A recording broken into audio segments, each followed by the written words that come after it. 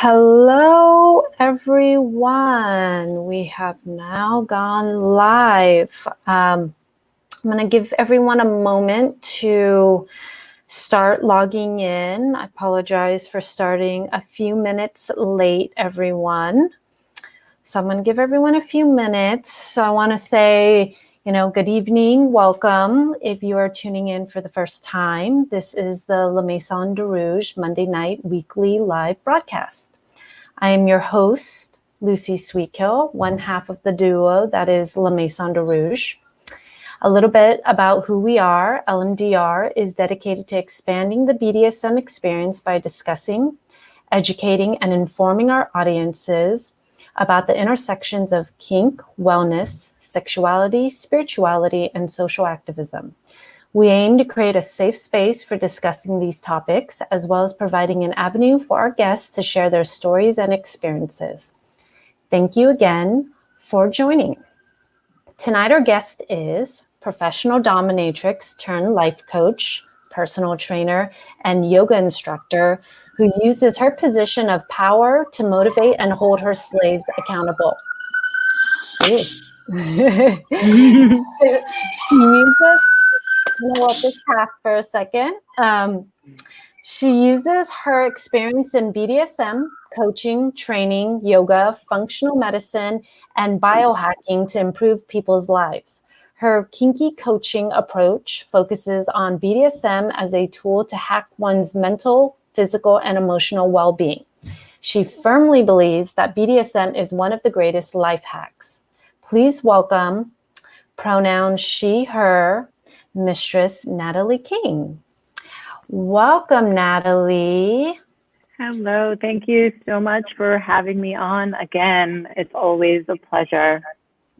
And I also want to say joining us is a personal training client, a coaching client, Mr. Mom. We will be referring to him as. So thank you so much, Mr. Mom, of joining us as well. So I'm really excited to have both of you guys on. This is something that we've been wanting to talk to you about since the last time we had you on, also about your coaching and your personal training and how you sort of blend a lot of this together. So I'm really excited to have you and one of your clients to be able to discuss this. I think it's going to be a really amazing conversation. So I guess let's, I'm going to let you start, Natalie. How did this all kind of just generally first start? For those who hadn't seen your first interview, how did this all start for you to take, pro-domination work and then blend and include all these other things? Yeah, it was a really interesting sort of progression, and it wasn't something that I set out to do. It just naturally happened because of my own interests in health and fitness and wellness and biohacking and things that I was doing in my own personal life, learning and studying and really wanting to get as much knowledge about health and fitness for my own growth. And my longtime subs and clients started to sort of see the things that I was doing, and some of them were very interested in this. And when they started to see all the changes that sort of happened in my own life, it really became something that they were like, well, hey, I think this is really fascinating. Can we kind of incorporate that?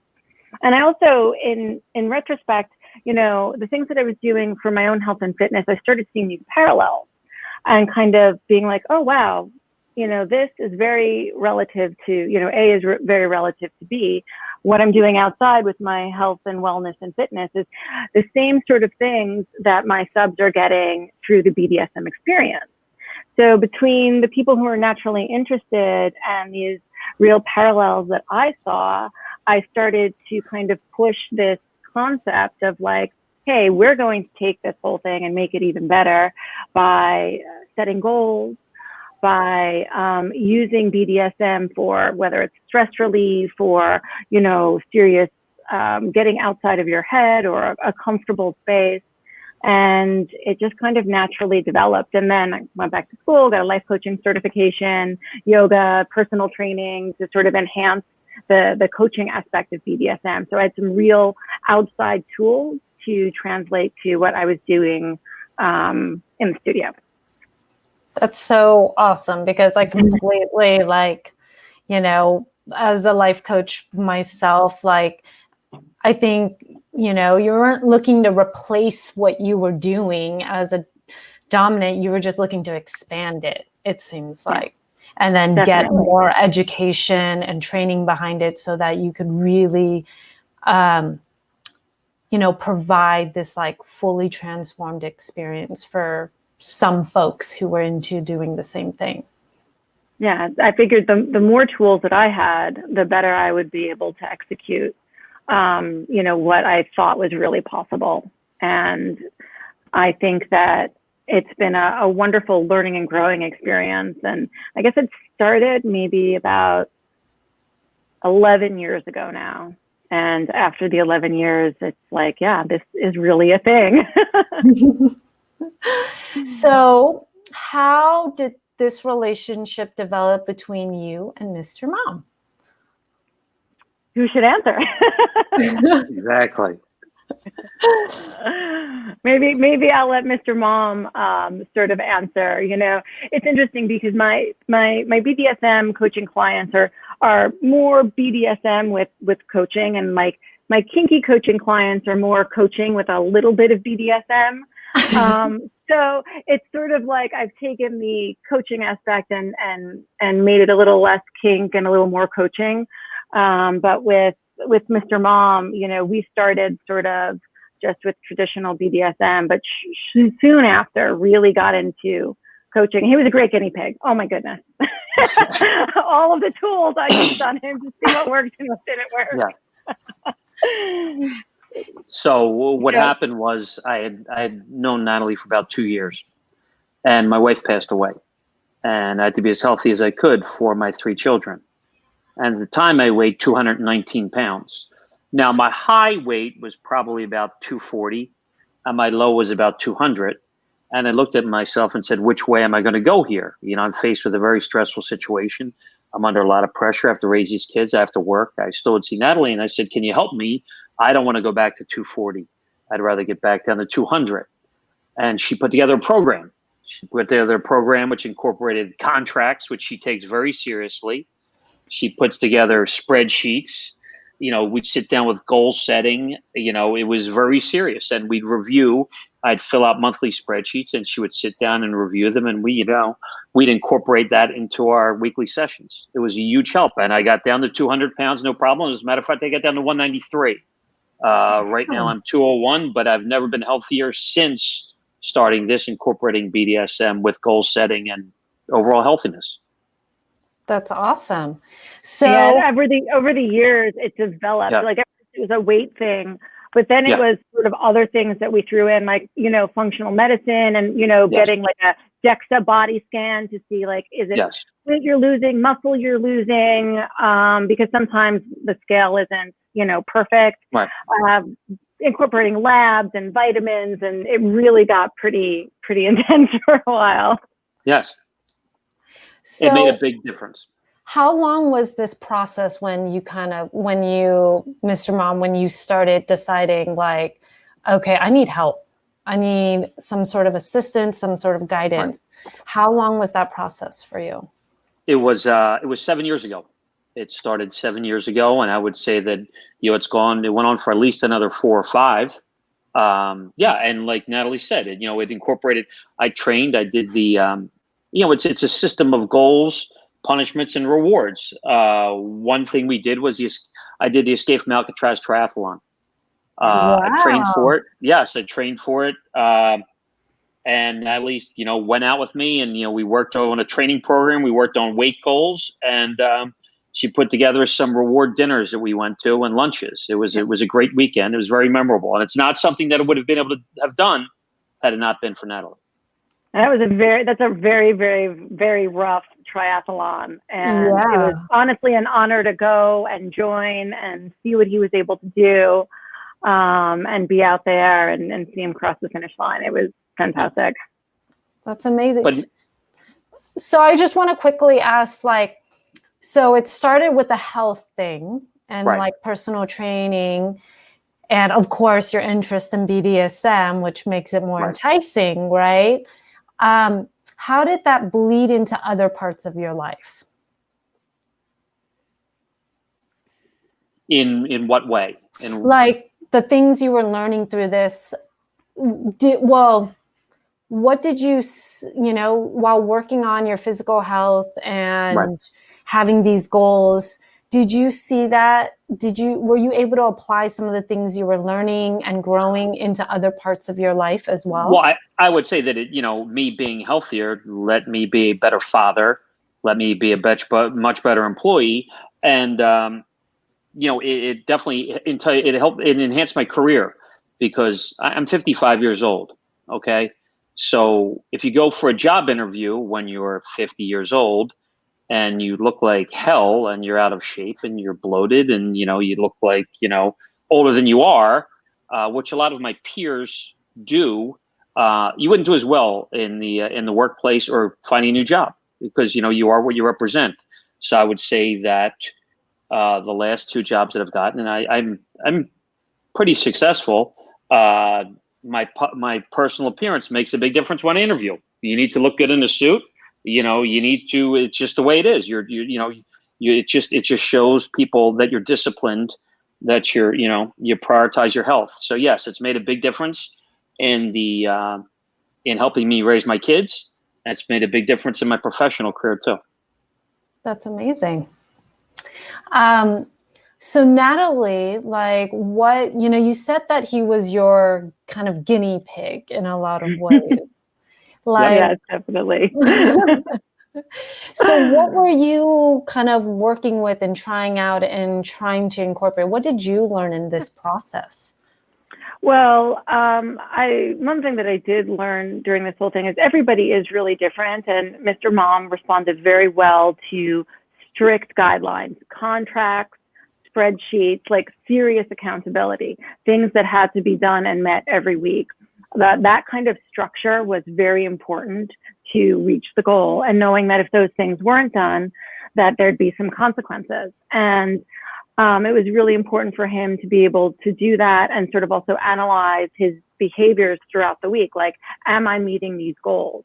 And it was something that was, he put in as much time as I put in. And that to me was a great learning experience because not everybody is like that. Like certain people need less hands-on or don't work nearly as well with things that are super, super structured. And so I had to sort of get things together and figure out, okay, what's going to work in this situation? And also doing those things, like figuring out, well, how do I structure this? What kind of contract do I put together?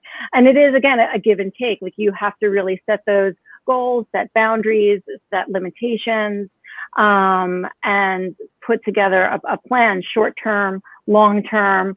And it was great to be able to have somebody who was so willing to also put in the time, because it was very in-depth and gave me lots of tools to use going forward. Awesome. So where are you guys now, since that was 7 years ago? It was. It's interesting. So I think I would say for about 5 of those years, it was a contract that would start at the beginning of the year. We would look forward and project into the whole year and see what things were important. So we'd have certain deadlines, and we would have to have the contract signed by a certain date, or else there'd be all these repercussions. So it would really make sure that he would sit down and really look at the entire year. Like, what do I want to do this year? Whether it's, one thing was a triathlon, another thing was like another fitness boxing thing that he wanted to do, weight loss or maintain weight. So there was a lot, and there were other things too. We would add in, like, I want to spend more time writing. And he is such a funny, great, fantastic writer. And putting that in as well, like dedicating time to write stories. So whatever the goals were for the year, to kind of put them in for the contract. And that was for, I would say, about a good 5 years. And then lots of stuff started to change about 2 years ago, career change and other life changes. And he was very stable at that point. So it became less about these very strict, stringent, hands-on contracts that we had for 5 years, because the health and the fitness and the vitamins and the blood work and all of that was really stable. So it was then other goals, furthering education, job changes, and stuff with his kids.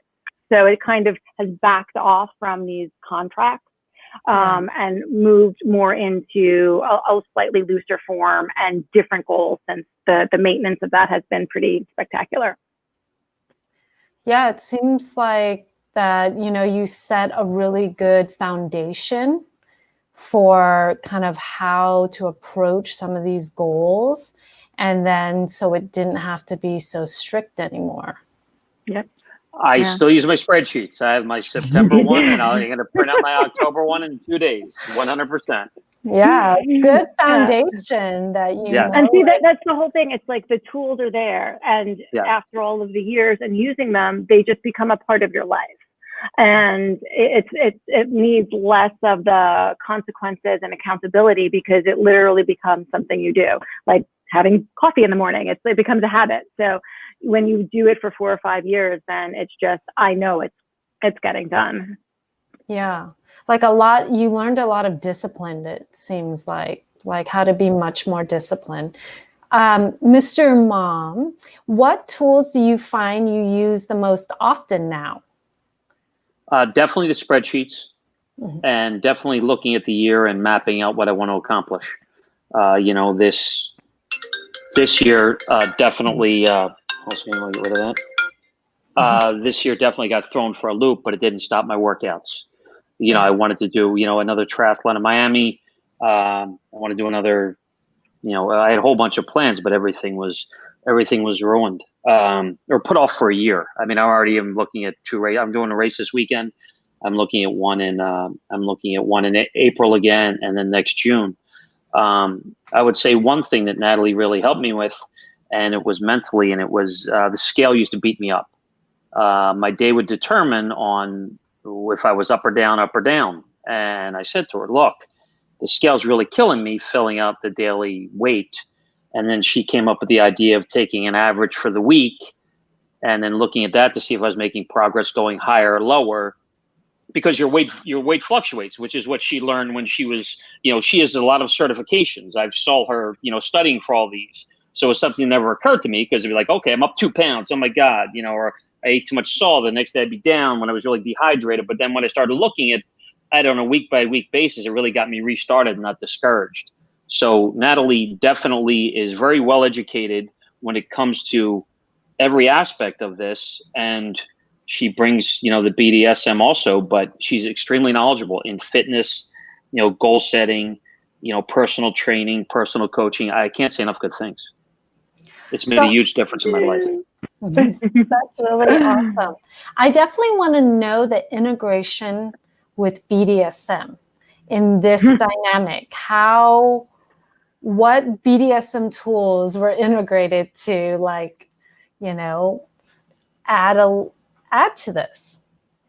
Yeah, I mean, it's interesting, because sometimes you can take something that somebody enjoys, but use it as a punishment, which is one way to do it. And then there are other things that the person really does not enjoy. And then you throw that out there like, look, this is actually really going to happen if you don't do X, Y, and Z. And so obviously I know what's, on the table and sort of in the wheelhouse of things that can be positive motivators. And I also know the things that really are just like, oh God, I do not want that in my life. So it was a really good mix of sort of the two. And then we would have things that we would put in there that were dependent on the outcome. That would be a really big reward. So it would be, like a dinner out or something like that. So we would just have social time and dinner out, and that could be a really nice reward, because it's something that wouldn't happen that often unless, the weight was right and all the other things were in line. And when it comes to, say, corporal punishment, now that's something that could be used again in this positive way, because I know he, doesn't want it, but really does. But there are certain kinds of corporal punishment that are off the, like a particular piece of equipment that is just, hates it. Well, that comes into play. So you really have to weigh where you are, and just take the developing kinks and throw it in there either as motivation or punishment. Yeah, I find that to be very, it's like, oh, I can handle the paddle, but the cane, the cane. Yeah, that was that. I have some. Yes. I definitely have some who they're just like, I'm like, we don't need to do the cane, but here are some accountable things that you are supposed to stay to, and the cane will come out, and then the variety of canes, right? Yeah, it could be the nice one or the cowhide one. What are we going? Exactly. So, Mr. Mom, did that really work? Knowing that a thing you really didn't like was going to happen, just knowing that was going to be a punishment. Well, if you being ignored. Yes, exactly. Yes, being ignored. I don't like to be ignored. That could be a punishment. Trust me. I believe that Natalie takes her contracts very seriously, and if you sign it, it's going to happen. Okay, yeah. There are repercussions, there are consequences. So yes, I always knew that if I didn't adhere, but look, I made huge progress. There wasn't very many times where I didn't, but when I did not, yes, there definitely were repercussions, and the contract was enforced. Yeah, no doubts. And I wouldn't respect her if she hadn't, right? Right. And he was absolutely fantastic. But the threat of knowing that really, if he didn't follow through, these things would happen. And we always had, clauses in there, like certain things always came first. So if there was a family thing or a work thing and it messed up anything, then it was always like total free pass. You don't ever have to worry, this is something that we're not worried, going to let interfere. So those were always the main priorities. But other than that, it would be like, okay, if you don't do X, Y, and Z, whatever is in the contract, it's like, you're going to come to the door and then I'm going to say, bye-bye. And just like, no session for you. And he knew I would do it. 100%. Yeah. So it's one of those things where it's like, oh crap, I better make sure that I come in with what I'm supposed to, or else I'm literally going to walk right back out. Yeah, and that follow through is so important, because then, there is that respect, right? Like, I'm being held truly accountable for this. So, your relationship has evolved. Of course, it's not, as you mentioned, not so strict and as much. What do you find has been working with still maintaining kind of the accountability and things like that? Like, what does that look like now? What has it evolved to? It's this year has been such a mess. Yeah. It's really hard to actually look at this year. So I'm going to kind of rewind a little bit, because I don't think anybody can commit to anything this year. And you have to be flexible with what's going on in the world and not beat yourself up for not being able to follow through. Because there's a certain time when that's actually just really negative. It's like things are out of our control, and accepting that is also part of all of this, and being understanding of life's goals. But last year it's more simple. Like whatever the assignments are, whatever you're supposed to do, say it's supposed to be write a story, because I love the stories. And, it takes a lot of work to write, but they're very, very, very entertaining. So it would be a task like that. Like he has, whatever, 6 weeks or 4 weeks to write this particular story. And it wouldn't have to be in a contract or anything. The goals would be a little bit looser in form, and whatever life sort of threw at us, would be like, okay, this is now what's relevant, and we're going to work with this now, because we've also become great friends through all of this. So we also know a lot about each other's lives. So not having the contracts and really just taking things as it comes and making these more short-term goals as we go along while maintaining everything else underneath. Like if I saw the weight was not going well or fitness was not going well for some reason, then I think that it would probably become way more relevant. Yeah. Rather than the other things that would pop up in life. Got it. That makes sense. Yeah, this year is sort of a throwaway year, I think. But I do want, like you said, so Mr. Mom, you said that, like, you know, you're still, you know, wanting to do certain things for this year, even though it's been very, so what did you, like, what tools were you really relying on this year that really helped that you don't think you would have had to deal with a year like this without Natalie's help? You know, I'm going to go back again and say again, well, first of all, I mean, look, we have done a number of things. You know, we attended dinners. Ben Greenfield, who's a, you know, personal trainer extraordinaire. Dave Asprey, we saw him at a book signing. You know, we went to the Princeton Longevity Center 2 years ago. We had very in-depth physicals, like very in-depth. And sometimes we'd have little competitions. Yes, we did. Yes, we had we had DEXA body scans and follow-up DEXA body scans, and you know, and Natalie would always win. You know, so what has been, you know, what has kept me the sanest is, you know, it comes down to the spreadsheets. That's, you know, and I work out basically every day. I mean, Natalie's helped me set the foundation for years that I'm on a very good track. And my biggest focus has been with my kids during this whole COVID situation, because they were all home. They weren't supposed to be home, and it was helping them. And it was making sure that they worked out every day. You know, I'd go for hikes with my youngest daughter. I'd run with my son. I'd bike ride with my other daughter, you know. So yeah, it made Natalie's enforcement of discipline and setting very good habits with me have flowed down into my kids too. So all four of us are very healthy. That's so awesome. I have nothing. Yes, it's made a huge difference. I mean, you know, and I've been there, like I said, you know, I knew when Natalie was studying for all of her tests and all of her certifications, and you know, it's all right there. She is top notch. I have nothing but good things to say. That's amazing. That's, you know, I just love, like, there's so many people who wouldn't understand how the integration of BDSM skills, right, is such exactly that, a life hack. Like the things you learn in session and how you can integrate it in a reward punishment system works very well. An accountability system, which I think a lot of BDSM is about, right? And communication. You're taking all these things and you're sort of reworking them to apply to all this other stuff for help people to achieve their goals, and be held accountable and build better habits that they can use in other parts of their life and pass on, you know, as well. And, you know, I also think that whole aspect of it lends itself also to just feeling better about yourself.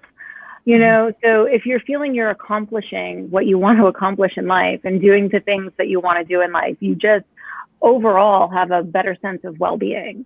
You know, you're more relaxed. You feel, you know, just better about life when you're doing what you want to be doing. And if you are kinky and you do like BDSM, I mean, the sort of stress relieving aspect of it as well. So, you know, you're getting this natural stress relief, and you're feeling well accomplished, and you're setting all of your goals. So you can really combine a lot that you can take away into your life after the sessions. Yeah. It's like the best of all worlds right there. It's like, it really is. That's exactly what it was for me. I mean, I was dealing with a lot, and after I left the session with Natalie, I felt like $1 million. She always knew what I needed, and I always felt so much better after leaving. And it's stress relief, it's endorphins, it's giving yourself to someone you trust. for a session and knowing that, you know, you'll be safe and you can relax and be in the moment and focus to what you're doing and keep your mind away from the 200 other things that are buzzing around your head. You're not thinking about them for that time, and you're there with Natalie. Yeah. You know that it's like you have to have 100% focus on what we are doing. So it really forces all of that other stuff to quiet in your mind. And, you know, people who have high stress jobs in charge of family and life, you know, it's like decision fatigue. Like you make a million decisions before you even get out of the house in the morning. And to be able to find a little bit of time where you don't have to make those decisions is such a relief on your brain.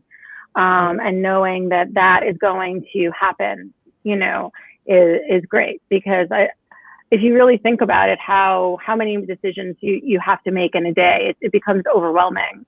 And it's funny, I don't remember who it was, but I think it was like Steve Jobs or something. It's like, you know, certain people, they always wear the same clothes because it's like they don't even want to have to decide every day what they're going to wear, because that's already stress and tax. But if you take that one little thing and apply it to all the decisions we have to make every day, to not have that for a little bit is very therapeutic.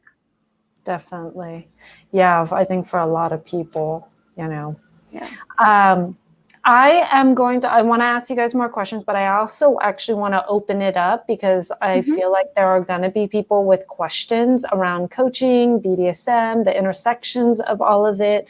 So I'm going to let anybody ask questions for Natalie, for Mr. Mom. I will bring it up on screen if the question is not offensive or disrespectful. So any of you all out there have any questions, please let us know as we continue it, but I will bring up.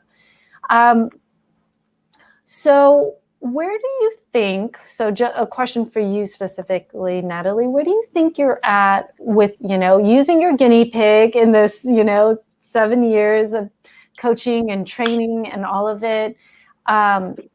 What does KinkyCoaching look like for you now? Like what do you enjoy integrating the most and working on the most with folks? Yeah, I've been lucky to have a handful of people that I've really got to practice this with for the past like 7 years or so. So definitely more health and fitness, just because that's my own personal interest. But I did throw in things like somebody really wanted to learn how to speak Japanese. So when they went to Japan, they could speak fluently, and it took about a year, but they went to Japan and spoke fluently. And so really, if somebody has a goal, I am more than happy to work with whatever it is and incorporate it, because the most important thing for me, and the thing that I get out of it most, is seeing my subs or slaves succeed. You know, I want to set people up for success, not failure. So, I mean, knowing that people are leaving me better and feeling better than when they walked in the door is pretty much essential. So no matter what I do, no matter how humiliating or painful or degrading, like I have to know that they're leaving feeling better than when they walked in. And so in that sense, I do that all the time, you know, because that's always my top priority, is to make sure that is the outcome of whatever I'm doing, whether it's a coaching feel or just BDSM. I don't see a lot of like new people when it comes to BDSM. So I'm very lucky that the relationships that I have at this point are very developed, and working towards that is even more important because I have such a vested interest in the people that I know.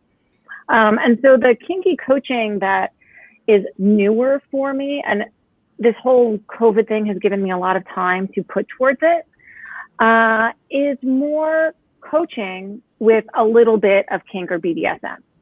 So that can be done more virtually. It's a lot less hands-on BDSM.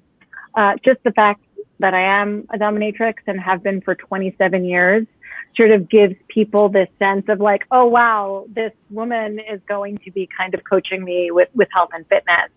So the kinky coaching that I'm doing more now, the newer people that I'm seeing virtually, is just more health and fitness coaching with like a little bit of kink, addressing me as mistress, giving them some tests or assignments, doing some virtual stuff in my studio where they can see everything sort of in the outfit, but definitely prioritizing the health and fitness and coaching. And that has manifested like, you have to fill in the form of all your dietary sort of what you're doing every day and how you want to eat and what your goals are and, food allergies and yada, yada. So it's really a lot of health and fitness. That's awesome though. So I'm going to actually just ask this question. Someone brought it up. There's part of it that is not appropriate. So someone asked, what BDSM protocols do you employ? And they made one comment, and I know whoever's out there asking this question, you've just heard me say this. One part of it is not appropriate. The other part says such as chastity ? Yeah, definitely. Chastity is a big part of what I do for a lot of the coaching. Not everybody really responds well to chastity, but some people really do. So you have to know who you're working with. And then there's also self-imposed chastity, because the idea of it, I think a lot of people do enjoy, but they just don't have the life that would allow them to actually wear a device. They're partnered or whatever the situation is, that they can't do it. So either chastity or self-imposed chastity is definitely a huge motivator. Most of the people that I coach where chastity is part of it, we usually get like a custom device so they can really wear it for extended periods of time without chafing or discomfort. And that's usually one of the prerequisites for long-term chastity motivation. Cool. And Natalie will measure you 5 times before she orders it. That way she knows that it fits properly. Yes. Mm-hmm. You have to measure yourself so many times for the custom ones, but those are, I think they work very well for kind of any gender. Like if chastity is your thing, as something that really, it is definitely a motivator when you're like, nope, you don't get this. And if you don't complete this, that stays locked up or you can't have this. I'm going to pull up this question, and I think this might be something I would say, answer this. So as a new sub finding my way in the BDSM community, do all 3 of you have any suggested readings? I think this is good as a question. I would love to hear from you, Natalie, around coaching, fitness, BDSM, any readings that you find. It's interesting. I don't have like a book to suggest, but I have tons and tons of links on my website, on my coaching website, and on my Twitter feed, because I've found that a lot of the interesting reading for BDSM and coaching are articles. I really haven't found a book, even though I am starting to write maybe a book about this. We'll see where it goes. One of my COVID projects. Talking about the health benefits of BDSM, because there really isn't much out there that I saw that really took it to the health and fitness and getting into the more sciencey aspect of it. So definitely lots of really good articles. I agree with that too. Like there's not that many books that are, they kind of work in one area or another. And again, like even the BDSM ones are very of a certain viewpoint, whether that's more lifestyle or heterosexual or gay or this or that. So it's so specific to like who like is writing it. And it's so hard to go general. It has to be so specific to an interaction, or it's very technical, right? Like here, I was just going to say, or it's very technical. There's how to flog, how to do bondage, all safe play, which, I mean, those books are great. That is a wonderful place to start, because if you read it, when you go to practice it, at least you'll have some ideas in your mind. But even that, hands-on is always like, you could read something, but when you try and do it, it's like, your 10 thumbs and, it's like, it doesn't work. Is there any, like, maybe is fitness and like is there fitness articles, coaching, or sites that you like as well that you recommend? Yeah. I mean, looking? For me, when I look at health and fitness, I definitely veer more towards the functional medicine side of things more than traditional, because they generally take a holistic kind of approach. And there are, as Mr. Mom said, like two people that are slightly different perspectives on it, but one person is Ben Greenfield and the other person is Dave Asprey. There's also Mark's Daily Apple, which are three pretty good resources for some health and fitness ideas, and not just the kind of traditional stuff that you might hear from your doctor. You know, they really question things like the idea of, you know, cholesterol and is it good or bad? And there's always this big debate and different styles of eating. And, you know, they really look at things from a more questioning the AMA. All right, okay. Is progress on the honor system, or is everything quantifiable? Depends on the person. Yeah. I mean, you have to, there's definitely a certain amount of honor system going on, because one, you just can't check in with one person all of the time. I mean, I would never have the time for that. So you have to,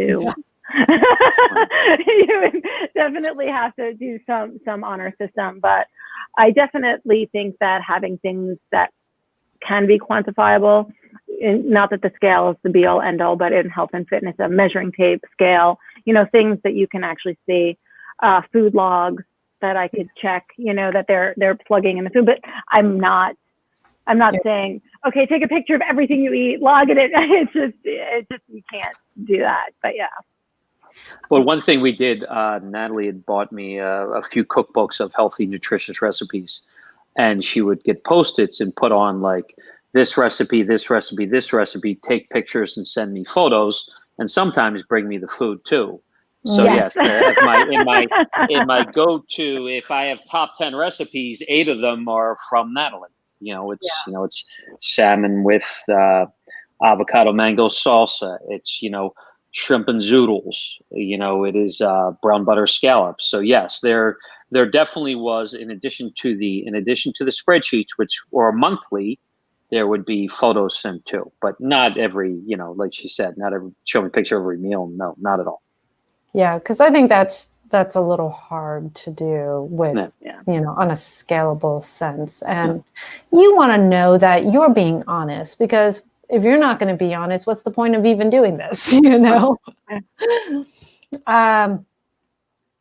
Natalie, do you do mental well-being coaching? Can you comment on approaches, style, principles? I do some, you know, like I said, more health and fitness, but I have had a couple of people who suffered from quite a bit of like social anxiety. And that was something that I helped them work on quite a bit. And we would have, you know, various assignments and things to do. And it's funny because one of the people was looking for quite some time for like a girlfriend, partner, but their social anxiety just really had them completely debilitated. And after 2 years, they found somebody and they're still happily together. And so, yeah, definitely, I'm willing to work on it where I think I can. You know, I'm not a psychiatrist or a psychologist, so it really depends on what level they need. And I have no problem also suggesting that people seek professional counseling if I think that that's necessary. And then that becomes part of what we do. I have had certain people where I really feel they needed a professional to deal with more mental issues, dealing with childhood and other things and trauma that is really outside of my scope of practice. And so, but them going and pursuing that was a part of our contract. Yeah, I totally agree with that. Also, I think even BDSM practitioners, right? Like BDSM sessions have therapeutic qualities, but they're not a replacement for therapy. And that's something that people have to be aware of. There's very therapeutic qualities of this. And of course, coaching and, you know, personal training. Those are all things to help your mental well-being, your, you know, goal setting, but they're not replacements to, you know, actual psychotherapy if that's what someone calls for. I do want to ask you, Mr. Mom, about, you know, did you find like through this coaching, it was, you know, really helping your own mental well-being as well? 100%. It helped greatly. I mean, I was under extreme stress. You know, I had a very stressful job, and, you know, I said I was a widower and I had 3 kids, so I had to be in top-notch condition mentally to deal with them. And it's funny, Natalie and I had our blood analyzed at both Princeton and Parsley, and one of the issues that came up in the blood analysis was that my cortisol levels were too high. Now, this isn't mental well-being coaching, but she had me meditating every night on the Headspace Mind app, which would, you know, quiet your brain and help with your cortisol levels. So yeah, I would say part mental well-being. It will definitely help me, my mental well-being. I'll tell you that much. I know that, you know, Natalie is not a psychiatrist. She certainly is a mind reader. I'll tell you that. But and I would always feel a heck of a lot better, and I look forward to every session greatly. But yeah, no, it made a monstrous difference in my life, 100% mentally. Yes, because I was under a lot of stress, and like I said earlier, just to hand yourself over to someone you trust that always has a big smile on their face and really enjoys what they do, because that's her. I can say nothing but great things. That's amazing. Yeah, I think it just like all of it, it's so tied in together, you know, your physical being, your mental well-being, all of it. You cannot just ignore one part and think, oh, well, I'm working on these other things, I'm fine, right? Right. Like it all intersects. So, okay. Okay, for some of you out there, I'm just going to put this note out. The questions some of you guys are asking do not apply to this conversation. We are not talking about specific femdom activities. That is another conversation. This is not this conversation for it. We are talking about coaching, personal training, the intersections of that with BDSM, you know, just taking a different approach to goal setting that other people don't realize they can do, which is what we love to talk about here, is like all of this kink and BDSM intersect with so many other parts that people are just so unaware of. So I'm just going to ask about that. I'm going to take this off and I'm going to ask about that. Like, where, you know, was this like, you know, you talk about how BDSM for you is like one of, you know, life's greatest hacks, you know. What has that, you know, what have you seen the most like in that? What do you really mean by that? Yeah, I mean, there's lots of different things. So when you think of like life hacks, people will throw out a bunch of different stuff. Meditation is one of them, being, you know, physically active, ways to sort of de-stress. And I think that BDSM has all of these components to it if it's something that you're interested in. So there's sort of the stress relieving component of it. Then there's, you know, the word play, we use it all the time, you know. That's one of our words, but adults are not allowed to play. And I think that's really sad because so much goes on in your brain when you're playing. You think differently and you act differently, and giving a place for adults to play is a great life hack. It's like you are totally rejuvenating yourself. And then there's more specific hands-on things. So I think of like sensory deprivation. And when you meditate, you know, it's supposed to be quiet your mind, dark. And it's really hard for people to do that, to disconnect from phones, from email, from everything. But if you're in your session and, you know, you're not going to be looking at your phone, and if I do some heavy sensory deprivation, blindfold, noise canceling headphones, you know, really constrictive bondage, I always like to sort of think of it like a float tank. if you've ever been into one of those, which are supposed to be phenomenal for you health-wise. So I think of really constrictive sensory deprivation, bondage, very, very similar. And then corporal punishment gets your endorphins going, really, you know, and it gets that heightened state. And so if you run marathons or triathlons or do obstacle course races, you're putting your body through this extreme event. And I think that can be replicated in a BDSM session with heavy, extreme physical challenges of corporal punishment or other kinds. But you're getting the same release that you would get if you were doing, you know, physical activities. And there's just lots of ways that you can replicate these other things that society says are really good for you, but you can do it here. Yeah. And it's the same tenets. And people don't see it that way because there's a stigma against BDSM, but I don't understand why it's okay for you to train for a marathon and beat yourself up and be sore and achy and tired and, you know, go through all of these extreme things. But if you do that in a BDSM session, there's something wrong with it. But your body doesn't know, you know, the difference between the things that are happening physically and chemically if it's a BDSM session or if it's a marathon running. So you're getting those benefits and challenging yourself, you know, doing things that are scary or exciting. You know, feeling accomplished about something, you know, challenging yourself physically and or mentally. So if you are the kind of person who can't take any sort of physical punishment, then you can challenge yourself mentally and really get that outside of your comfort zone. And again, does the same exact thing. Yeah. So there's just tons of ways that you can really make those comparisons of things that you can do here, that other activities would be fine. Everyone's like, oh yeah, it's fine, that's great, you're so healthy, but people don't think about that.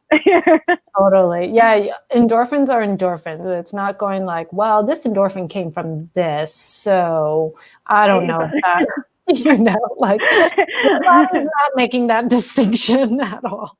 It's not any less effective, you know, and as you know, if you work out or challenge your body physically, the hormones go up and down, you sleep better, you rest better, and it's the same thing here. Totally. So Mr. Mom, what do you feel you get really, like, what do you gain from your BDSM play? Well, I would say in the beginning, it was stress relief. Mm-hmm. You know, like I said, it just being able to hand myself over an hour to someone that I trust. And, you know, it was definitely endorphins. And then it morphed into, you know, the personal training. And like I said, if you saw me now, I look better than I did 9 years ago. People say to me, what's your story? I say, I have a secret weapon. And my secret weapon is Natalie. It's made a big difference in my life professionally. It's made a big difference in my life education-wise. I went back to school and got another degree, and we incorporated it into sessions and rewards on the follow. It's helped me financially, as I pointed out. You know, when you interview for a job, you need to look the best you can. It's just funny when we talk about some of my peers who were physically comparable to me 9 years ago, and now they are shrinking, have heart problems, have, you know, bad backs and things like that. And I've never been in better shape. So in the beginning, it was 100% stress relief. And I was going through a lot of pain at the time because it was going on in my life. And I was looking for someone to help me physically manifest the pain I was going through mentally, physically. And that got me through what I was going through at the time. And then it constantly evolved, and it continues to evolve. It's 100% wonderful, and I'd recommend it to anyone out there listening. It made a huge difference and still does. Awesome. I love that answer.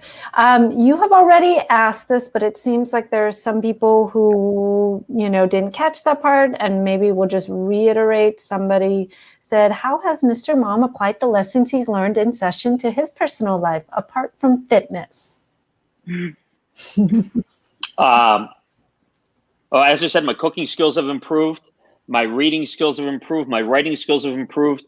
It's had a positive impact on the way I've raised my kids.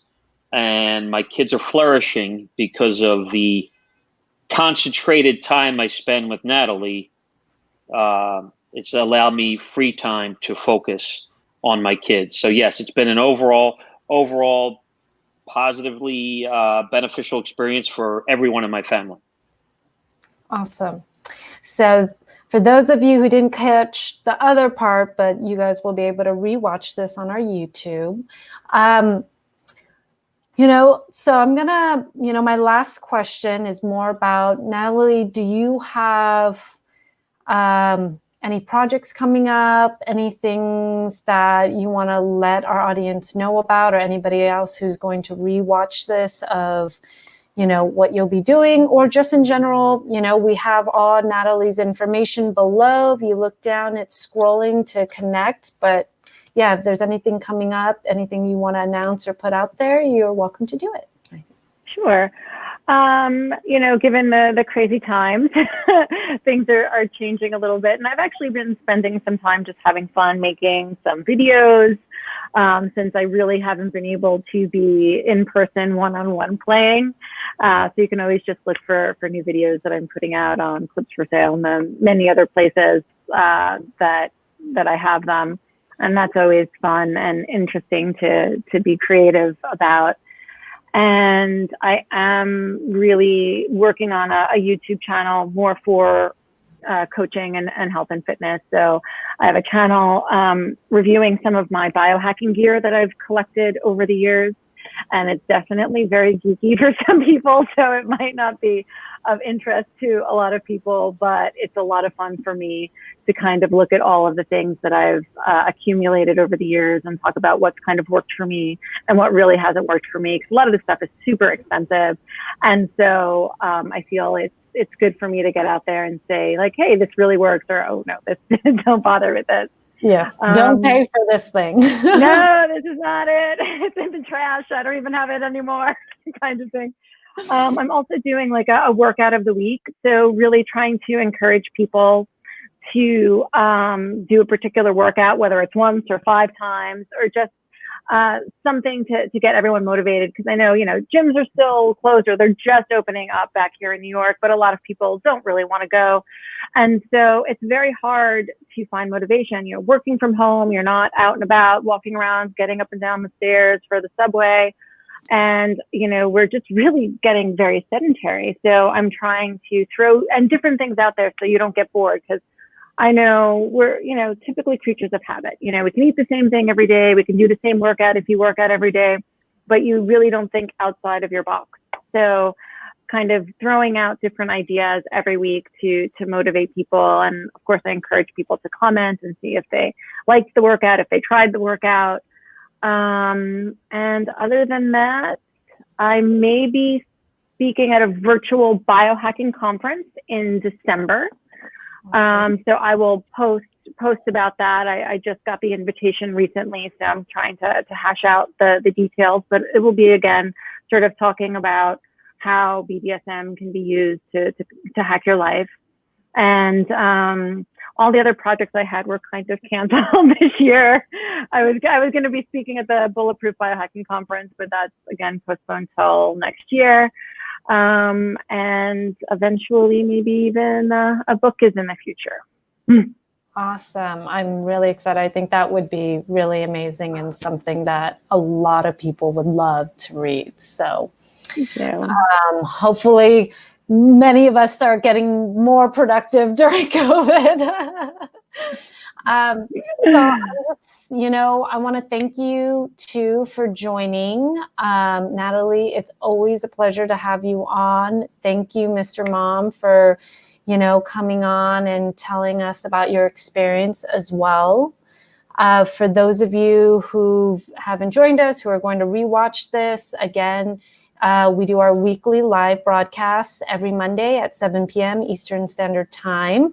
To participate live in this conversation, you're going to join us on Periscope app, and Facebook as well. And then for those of you who want to rewatch this interview, we post everything on the La Maison de Rouge YouTube channel. So catch it all there. If you want to support our weekly broadcasts, please see below.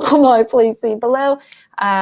We have a Patreon that has some really good rewards, such as one-on-one calls with us. So feel free to support us if you like what we're putting out. Again, Natalie, thank you for joining us. Thank you so much. This was great. And Mr. Mom, thank you for coming on. Thank you for having me. It was great. And everyone, good night. Let me